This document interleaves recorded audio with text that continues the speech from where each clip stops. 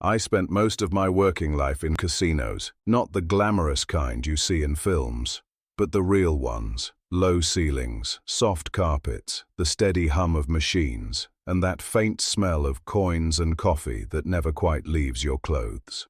You get used to the sounds, the clatter of reels, the electronic chime when someone hits a bonus, and the quiet sighs when they don't. I started out when I was barely 20, working the night shift in a seaside casino in Brighton. Back then, slot machines were simple. Mechanical reels, no fancy screens or flashing bonus rounds. You could hear the clunk when the payout tray dropped. Over the years, everything changed. The machines got louder, smarter, more psychological, and I watched people change with them. By the time I left the industry, I'd seen more people lose than I could count, but I'd also seen a handful of regulars who always seemed to walk out with their heads held high. Not because they were lucky, but because they understood the game differently. They knew what the rest didn't, that slots are less about beating the machine and more about not letting it beat you. So tonight, I'm going to tell you what I learned after 25 years on the floor. The truths that casino staff whisper about when the punters go home. The things the marketing never says. 7 mistakes that cost players more than anything else. And 3 insider secrets that make the smartest players stand out.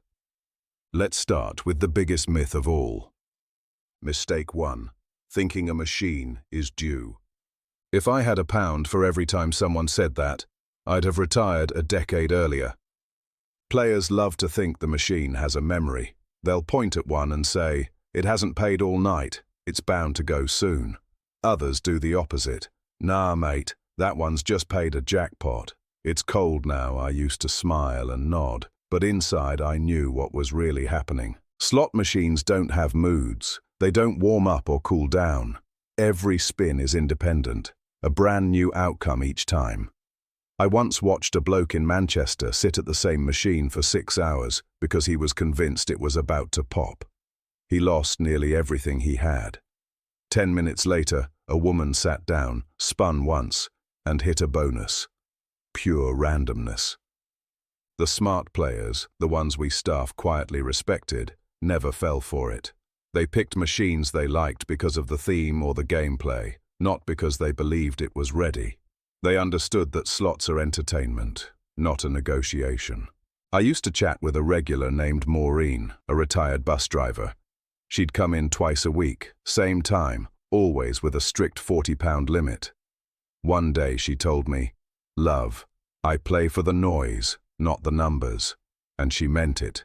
She'd laugh whether she won or lost, and she always walked out smiling. She understood something most never do. The machine doesn't owe you a thing. The first rule of the slot floor is simple. If you're waiting for a machine to get hot, you've already lost. Mistake 2, chasing losses. This is the one that breaks hearts. I've seen players spiral over this single mistake more than any other. You lose £50, you tell yourself you'll win it back. You lose £100, and suddenly you're doubling your bets, convinced your luck's about to turn. That's when the casino has you right where it wants you. One night in Birmingham, I watched a regular named Alan hit that wall. He was a good man, quiet, polite. But that night, the machine just wouldn't give. I saw him glance at his wallet, then the cash point. He took out another £200, came back, and within half an hour, it was gone. He left without a word. The next morning, he came back early, told me he hadn't slept, said he just needed to get even. That was the last time I saw him. The smart ones never chased. They treated losses like the cost of admission, the price of a night out. The moment they hit their limit, they stood up, took a walk, maybe grabbed a sandwich at the cafe next door. Dealers used to say, "You can always tell the winners. They know when to stop playing." Casinos are built to make you forget time. No clocks, no windows, nothing to remind you there's a world outside. That's why smart players use alarms on their phones or bring cash only. They take control before the casino takes it from them. The truth is, you can't win back losses by playing longer. You win by walking away before you dig the hole any deeper. Mistake 3. Playing without a plan. If you walk into a casino without a plan, the casino already has one for you. That's something an old manager once told me, and he was right. Most people come in with vague intentions. I'll just have a few spins, see how it goes. But that kind of thinking is a gift to the house, because once you're on that floor, everything, the lights, the sounds, even the temperature, is designed to keep you there. The smart players set boundaries. They decide how much they're comfortable losing and how long they'll play. Some even divide their bankroll into smaller sessions. I knew one bloke, a retired postman named Terry, who'd bring £100 split into 4 envelopes. When one was gone, he took a smoke break. No exceptions. He'd always leave on time, win or lose. That's discipline. It's not about ruining the fun, it's about keeping it fun. When you've got a plan, you control the evening. Without one, the casino does. The worst moments I ever saw were when players went beyond what they meant to spend. You could see it in their faces, that mix of panic and disbelief. The smart players never reached that point because they'd already made their peace with what they could afford. They treated gambling like a night at the cinema. You pay your ticket, you enjoy the show, and when it's over, you leave. Mistake 4. Ignoring the loyalty card. Most players think the loyalty card is just a marketing trick. They couldn't be more wrong. In the UK, casinos don't hand out comps like Vegas, but there's still value there. Free meals, drinks, special invites, cashback deals. You'd be shocked how much people miss out on by not swiping that little plastic card. I remember working in London, where the regulars all knew the system. They'd play during quieter midweek hours when points multipliers ran higher. Some even timed their visits for promotional events, where every spin counted double. Meanwhile, casual players walked right past the desk and got nothing back for the same spend. The loyalty card doesn't change the odds, but it changes the value. And for players who treat gambling as entertainment, that value adds up. I used to say to people, "You're already spending the money, might as well get the tea and biscuits too." The casino rewards consistency, and the players who learn that game are always the ones who come out smiling. Part 2. The floor never sleeps. Mistake 5. Believing in lucky machines. Every casino regular has one. That one machine they swear by. Same seat, same buttons, same lucky charm resting on the console. A coin, a photo, a rabbit's foot. I used to see people talk to the screens, pat the sides, even whisper under their breath before spinning. It's almost human, the way we look for patterns in chaos. But let me tell you something from the other side of the floor. Machines don't know you're there. They don't remember your face, your voice, or your rituals. The algorithm doesn't care whether you've had a rough week or it's your birthday. Every spin is like flipping a coin in the dark, pure randomness dressed up in flashing lights and sound effects. I remember a woman called Sandra, who played one particular machine we had nicknamed Cleopatra's Fortune. She'd been loyal to it for years, said it had treated her well. One night, someone else sat there before she arrived and hit a £1,200 jackpot.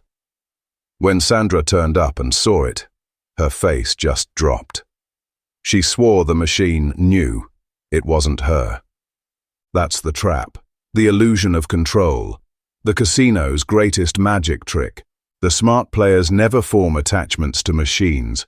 They move around, explore, play for the entertainment, not the illusion.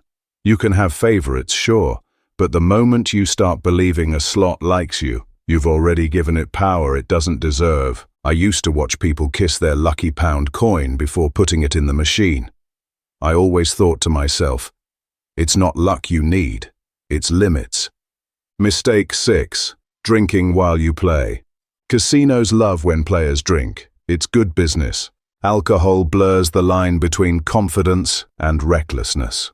1 pint turns into 2, and suddenly you're doubling your bets, pressing buttons faster, chasing that little rush that comes when the reels spin. We had a bar right by the slot section, and I can tell you, the staff knew who to keep topped up. Not because they were cruel, but because that's the rhythm of the business. The longer someone stays, the more the machines hum. One Friday night, a chap named Martin came in after work. Smart bloke, suit, tie, polite. Started with £50, just killing time before his train. A few lagers later, he was 3 hours deep and down £400. He looked right through me when I told him the last train had already gone. The next morning he was still there, waiting for a taxi home. You can't make good decisions when you're even slightly drunk, and slots are all about decision control, how much to bet, when to walk away, when to switch machines. When your judgment goes fuzzy, the casino wins. I've seen sharp players nurse the same drink for hours, 1 pint of lager or a tonic with lime, slow and steady. They stay alert. They enjoy themselves, but they never lose track. It's not about being joyless. It's about being aware. Smart play and strong drink never mix well. Mistake 7. Forgetting the human side of the casino. Here's something most players never think about. Casinos aren't just machines and maths. They're people. Dozens of staff watching patterns, talking quietly through earpieces, reading the floor. I used to spend hours walking the aisles, reading faces. You learn to spot emotions faster than most psychologists could. Frustration, excitement, hope, desperation. We could tell when someone was about to lose control before they even realized it themselves. That's why I say, the casino isn't your enemy, but it isn't your friend either.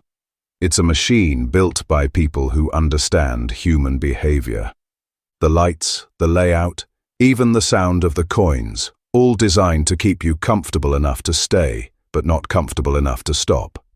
There's no clock on the wall for a reason, no windows, just endless twilight where time stops mattering.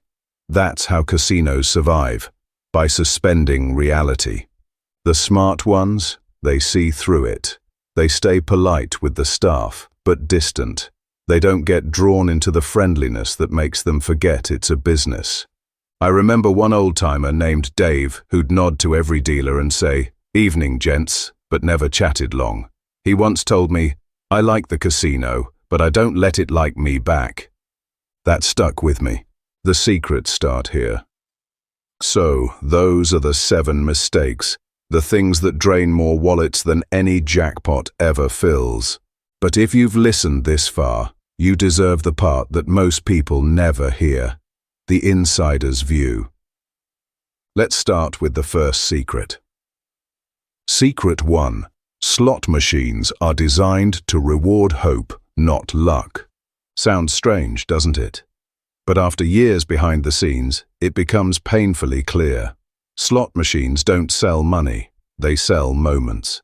That tiny rush of adrenaline when 2 symbols line up and you wait for the third. That heartbeat of suspense before the screen flashes. That's the real product. Every sound effect, every near miss, every almost jackpot is coded to keep hope alive. You feel like you're close, even when statistically you're nowhere near. That's not an accident. It's behavioral design. The engineers who build these machines understand human brains better than most therapists. They know how dopamine works, the reward chemical that fires when you almost win. The near-miss effect, we used to call it. It's more powerful than a win because it tricks you into thinking you've got control. We had a machine once, Golden Trail I think it was called, that gave near misses twice as often as actual wins. People loved it. They said it was fairer, but when you looked at the numbers, it paid out the same as every other slot. The illusion was enough to make players stay longer, spin more, lose more slowly. And that's the secret. Slots aren't games of chance as much as they are machines of emotion. When I finally left the industry, that's what haunted me most. Watching people get hooked on hope. The sound, the lights, the dream that the next spin might be the one. The smart players understood it. They'd smile when a near miss happened, laugh it off, and stand up when they'd had enough. They knew that the thrill was the trap. Part 3. The secrets the floor never told. Secret 2. The casino doesn't just track money, it tracks mood. When I started working in the industry back in the late 90s, we didn't have all the technology you see now. Machines took coins, not tickets. We'd empty buckets of pound coins every shift, and you could actually hear the floor breathe. Metal clinking, people laughing, the rhythm of chance. But as the years passed, something changed. The machines got smarter, and so did the system watching them. Every slot you see today is connected, not just to the cashier, but to the casino's central brain, the analytics. It records everything. How long you've played, what time you usually come in, which games you prefer, even how quickly you press the spin button. Now, that's not a conspiracy. It's business intelligence. Casinos call it player behavior modeling. They use it to tailor promotions, design new machines, even adjust lighting and sound levels. But here's the part that always made me uneasy. It doesn't just track your money, it tracks your mood. We'd see it all the time on the monitors. Player sessions showing up as data spikes, fast button presses, longer gaps between spins, sudden bet increases. The system would flag it as agitated behavior. That's when the floor staff would quietly step in, offer a drink, start a conversation, anything to calm the player and keep them seated. I once overheard a supervisor tell a new dealer, if they're chasing, don't leave them alone. Keep it friendly, keep it warm. That's how subtle it gets. The environment becomes part of the manipulation. The lights, the sounds, even the kindness, all carefully balanced to maintain what they call player comfort. I don't think most staff meant harm. I certainly didn't. But over time, you start to see how every part of the casino is designed to hold you. It's not an accident that the chairs are soft and the air smells clean. There's science behind all of it. Scent design, ergonomic angles, even the color of the carpet. One thing I'll never forget. We once had a refurbishment at the club I worked in. They replaced all the carpets overnight. Bright red patterns with small circles. So busy you couldn't tell where your feet were. It made you focus upward. On the machines, the lights, the action. A designer explained it to me like this. We make the floor invisible so the games shine brighter. That's the second secret, really. Casinos don't just read your money, they read you. Every second you spend there, the environment adapts to your emotions. It's not evil, it's engineered, and once you see it, you can't unsee it. Secret 3. The smartest players don't play for wins, they play for control. Now this one, it took me years to understand. There were players I used to see every week. Same time, same routine. Not rich, not reckless, just calm, methodical. They'd come in, play for an hour, then leave with the same quiet smile whether they won or lost. At first, I thought they were lucky, but they weren't. They were disciplined. One of them, a retired engineer named Colin, told me once, I don't play to win. I play to test myself. It sounded odd at first, but over time, I realized that was the healthiest attitude I'd ever seen. He treated the machines like puzzles, not paydays. He had a strict budget.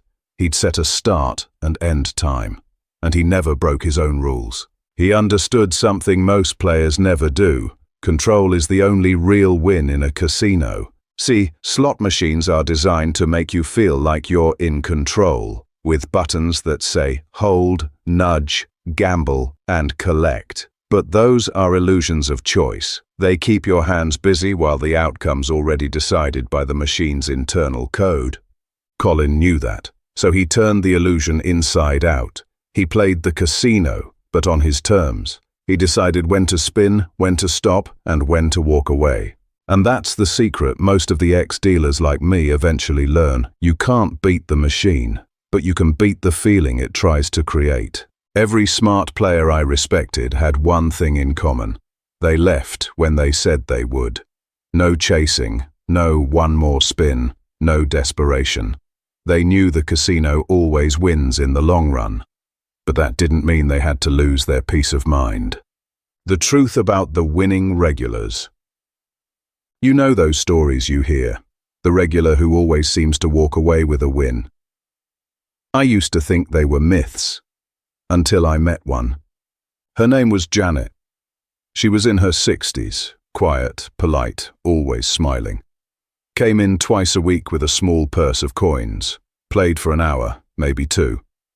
Every few weeks, she'd hit a decent win. £300, £500, sometimes £1,000. But she never got greedy. I finally asked her one evening, "What's your secret?" She laughed and said, "Love, I only ever bring what I can afford to lose." Everything after that feels like a bonus. That was it. No secret system, no pattern chasing, no superstition. Just calm realism. Janet understood the golden rule. The game isn't about winning money. It's about not losing control. And that, I think, is what separates the smart ones from the rest. The flaw's final lesson. When I finally left the casino industry, I spent months trying to unlearn the noise, the constant bells, the digital chimes, the mechanical laughter of machines spinning through the night. But even now, when I walk past a high street arcade or a casino doorway, I can still hear it. That hypnotic sound of hope on a loop. Don't get me wrong, there's nothing evil about slot machines. They're entertainment, bright, loud, modern entertainment. But they're built on one unshakable truth. The longer you play, the more you lose. The casino doesn't care if it's fast or slow, happy or sad. It just wants your time. If there's one thing I want people to take from my story, it's this. Play because you enjoy it, not because you think you've cracked the code. There is no code. Set your limits. Stick to them. Know that the casino floor is designed to make you forget both time and money. And when the reels stop being fun, that's your cue to walk away, with your dignity, your balance, and your peace intact. Because in the end, the only real jackpot isn't the flashing lights or the ringing coins. It's walking out of those doors with your head clear and your wallet intact. Right, let me wrap this up with my final reflection. I sometimes miss the camaraderie of the job. The quiet nods between staff, the smell of coffee at 2 a.m., the feeling that you were part of something that never slept. But I don't miss the look in people's eyes when the hope started to fade. I still see it sometimes when I tell these stories. People leaning in, waiting for the big secret, the cheat code, the insider trick. But the truth is simpler than that. The real secret isn't how to beat the casino, it's how to stop it from beating you. Some could call me a chip off the old block, and that's something no machine can ever take away.